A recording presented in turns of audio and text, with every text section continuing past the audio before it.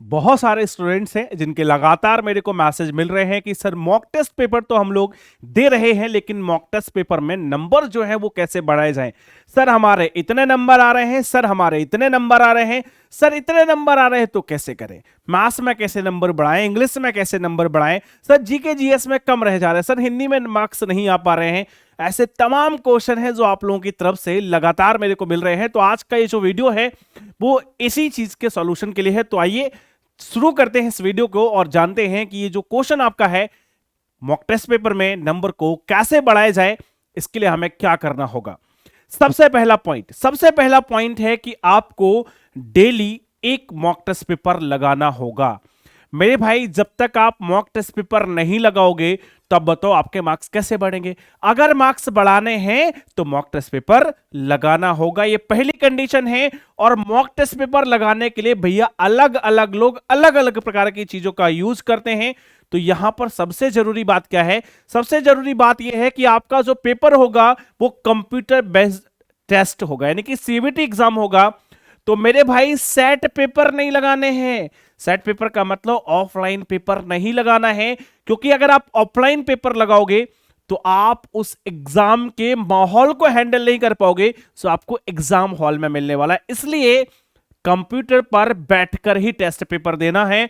और ध्यान रखना, मैंने देखा है कि बहुत सारे मेरे छोटे भाई बहन हैं जो पूरा मॉक टेस्ट पेपर नहीं लगाते हैं।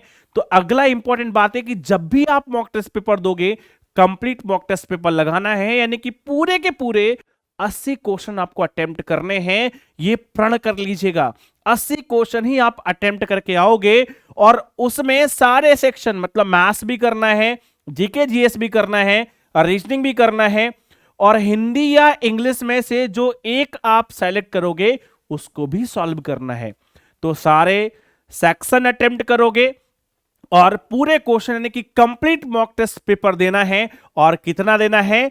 प्रत्येक दिन एक मॉक टेस्ट पेपर लगाना है। अब भैया मॉक टेस्ट पेपर तो लगा लिया, सर गुरुजी हमें तो ये जानना है, मॉक टेस्ट पेपर तो हम लगा रहे हैं, लेकिन हमें जानना है कि नंबर कैसे बढ़ेंगे। ये भी आपकी समस्या थी। बहुत सारे लोग पूरा पूरा मॉक टेस्ट पेपर नहीं लगा रहे हैं। जब तक पूरा मॉक टेस्ट नहीं लगाओगे आप एग्जैक्ट नंबर को अपने एनालाइज नहीं कर पाओगे। अब अगला काम क्या होगा?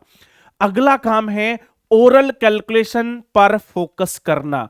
ये एक ऐसा पॉइंट है जिस पर बहुत कम बच्चे फोकस करते हैं। ध्यान रखना, अगर आपको मॉक टेस्ट पेपर में स्पीड बढ़ानी है, मॉक टेस्ट पेपर में नंबर बढ़ाने, तो नंबर कैसे बढ़ेंगे? जब आप स्पीड मेंटेन करोगे। और स्पीड कैसे बढ़ेगी? जब आपका जो कैलकुलेशन है वो बहुत बढ़िया होगा। कैलकुलेशन अच्छा, स्पीड बढ़ जाएगी। और कैलकुलेशन कौन सी? Oral calculation. तो मेरे भाई ओरल कैलकुलेशन का मतलब क्या है?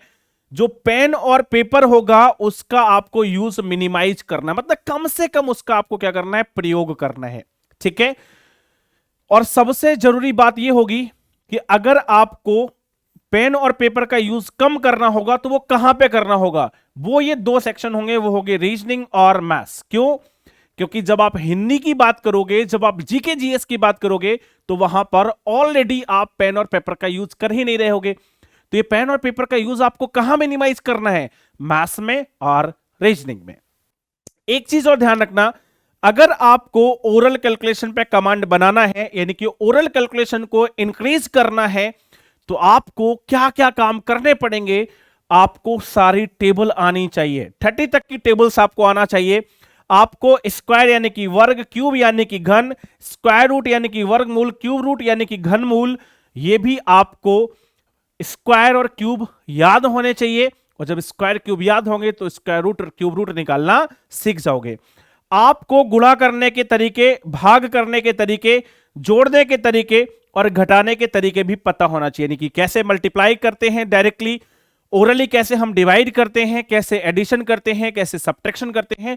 जब आपको इसकी तकनीक पता होगी तो आपके लिए चीजें क्या हो जाएंगी? आसान हो जाएंगी। ओरल कैलकुलेशन करने लगोगे, टेक्निक्स का यूज ही तो करना है। ओरल कैलकुलेशन बढ़ेगा, स्पीड बढ़ेगी, स्पीड बढ़ेंगे तो नंबर ऑफ अटेम्प्ट बढ़ेंगे, और नंबर ऑफ अटेम्प्ट बढ़ेंगे तो मॉक टेस्ट पेपर में आपका नंबर भी बढ़ेगा। अभी खत्म नहीं हुआ, और कुछ बातें जानते हैं जो आपके लिए और भी जरूरी है। तो और मेरे भाई क्या बातें आपके लिए जरूरी है? ध्यान रखना, मॉक लगाने से ज्यादा जरूरी होता है मॉक का एनालिसिस करना। अगर आपने मॉक का एनालिसिस नहीं किया तो मॉक देने का कोई मतलब नहीं।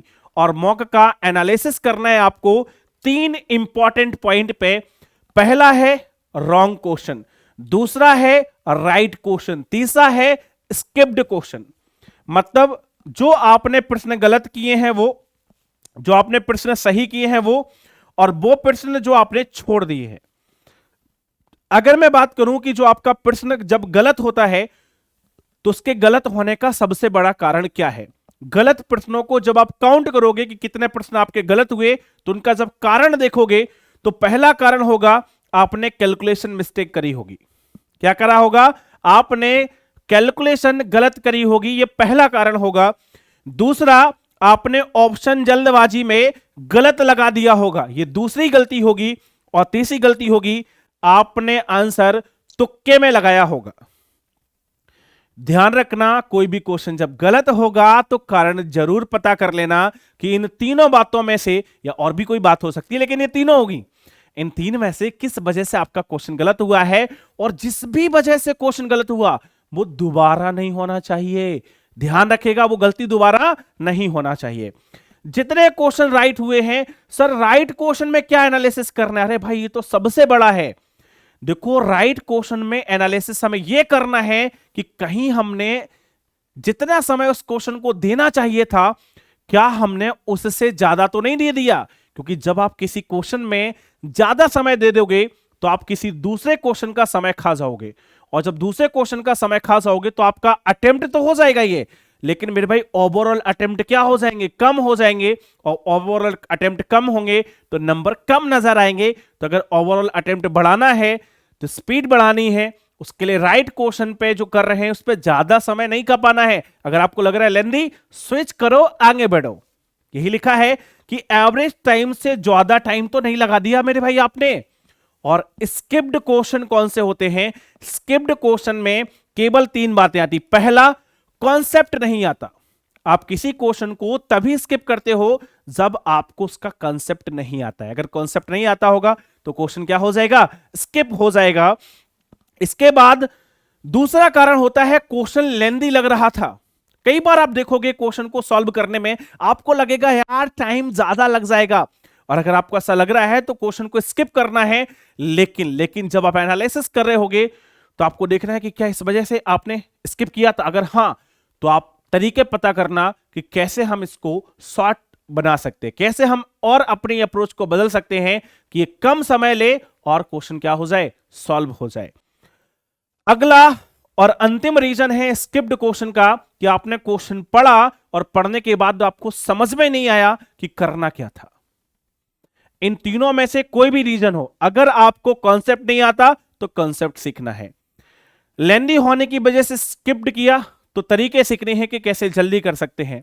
और अगर लैंग्वेज समझ नहीं आई तो लैंग्वेज को बार बार पढ़ने की प्रैक्टिस करनी है, क्योंकि रीडिंग कैपेसिटी बहुत मायने रखती है जब आप मॉक टेस्ट पेपर अटेम्प्ट करते हो। अगला, इसके बाद आपका काम क्या होगा? इसके बाद होगा आपका एक बहुत इंपॉर्टेंट एनालिसिस करने का समय, और वो होगा कि किस क्वेश्चन पर आपने कितना समय दिया है, इसका भी एनालिसिस आपको करना है। और ये कैसे करोगे? बहुत जगह जब आप मॉक टेस्ट पेपर लगाते हो तो मेरे भाई आपको वहां पे टॉपर के साथ कंपेयर करने का मौका मिलता है। ठीक है, अब मान लीजिए आपने जो राइट क्वेश्चन किए, जो रॉन्ग किए, जो स्किप। रॉन्ग और स्किप से तो कोई लेना देना है नहीं। जो क्वेश्चन आपने राइट किए, मान लीजिए कोई एक एग्जांपल नंबर 1 था और आपने इसको सही करने के लिए 80 सेकंड का समय लगा दिया। कितने का समय लगा दिया? 80 सेकंड का। फिर आपने उसको कंपेयर किया किससे? टॉपर के साथ। मतलब आपने तुलना करी किसके साथ? तुलना करी आपने किसके साथ? टॉपर स्टूडेंट के साथ। और मेरे भाई उसी क्वेश्चन को करने में जो टॉपर विद्यार्थी था वो केवल कितने ले रहा था? 25 सेकंड। तो अब आपको यह देखना पड़ेगा कि आप किस तरीके से अपने मार्क्स को या अपने समय को 80 सेकंड से 25 सेकंड पे पहुंचाते हैं। अरे भाई उसने ऐसा क्या कर दिया?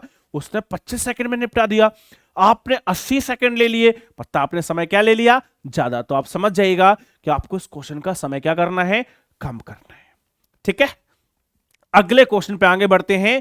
यह है आपकी अंतिम वाली बात, चेकलिस्ट बनानी है।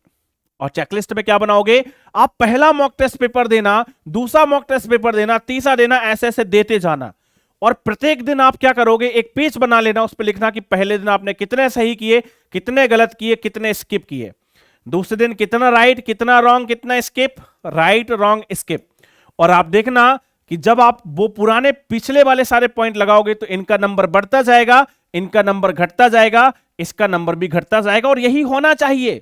अगर ऐसा हो रहा है तो इसका मतलब आपने अपना काम पूरा ईमानदारी से किया है। एक काम आपको और करना है कि जब आप पहला मॉक टेस्ट पेपर दोगे तो जो भी आपने गलतियां की हो उनको नोट बना के जरूर लिख लेना। जो भी आपने किया, आपने माउस का सही से यूज नहीं कर पाया, आपने मार्क सही से नहीं कर पाया, आपने जल्दी जल्दी माउस नहीं खिसका पाया, आपने क्वेश्चन को जल्दी नहीं पढ़ पाया, आपने हिंदी से इंग्लिश में जल्दी कवर नहीं कर, जो भी गलतियां आपको समझ में आ रही ना, उन सारी गलतियों को लिखते जाना। और ध्यान रखना कि जो भी गलती की वो अगली बार नहीं होना चाहिए, जो यहां पे की वो अगली बार नहीं होना चाहिए, जो यहां पे की वो अगली बार नहीं होना चाहिए। और जितनी गलतियों को आप कम करते जाओगे, यानी अपनी गलतियों से सीखते जाओगे, वो आपको मदद करेगा आपके टाइम बढ़ाने में। ठीक है, तो ये कुछ इंपॉर्टेंट बातें थी, जिन बातों को फॉलो करके आप अपने समय को क्या कर सकते हैं, बचा सकते हैं। और जब आपका समय बचेगा तो समय को आप एक्स्ट्रा क्वेश्चन अटेम्प्ट करने में लगा पाओगे, जिसकी वजह से आपके मॉक्स में मार्क्स जो है वो बढ़ जाएंगे। तो ये है आपके क्वेश्चन का आंसर। ऐसे ही बेहतरीन वीडियो के साथ मैं आपको मिलता रहूंगा। इस सेशन में फिलहाल इतना ही, जल्दी मिलते हैं हम लोग अगले सेशन में। तब तक के लिए अपना ख्याल रखिए, हंसते रहिए, मुस्कुराते रहिए और मेहनत के साथ पढ़ते रहिए। जय हिंद, लव यू ऑल।